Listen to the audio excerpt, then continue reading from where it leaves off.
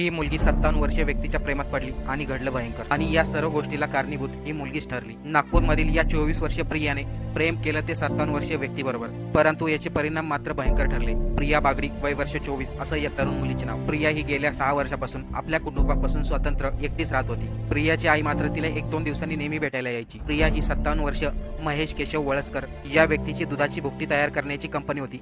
त्याच कंपनीमध्ये प्रिया कामाला होती. तेव्हापासून 24 वर्ष प्रिया आणि 57 वर्ष महेश यांची ओळख झाली आणि त्यामध्येच ते दोघं प्रेमात पडले. तसेच 57 वर्ष महेश वळसकर यांचं एक हॉटेल देखील आहे. प्रिया त्या हॉटेलवरती अनेक वेळा थांबायची आणि त्या पूर्ण हॉटेलचा खर्च महेश स्वतः करायचा. परंतु आता 24 वर्ष प्रिया बागडी ही 57 वर्ष महेश वळसकर याला लग्नासाठी आग्रह करू लागली. परंतु महेश हा व्यक्ती अगोदरच विवाहित आहे, त्यामुळे त्याने प्रियाला लग्नाला नकार दिला.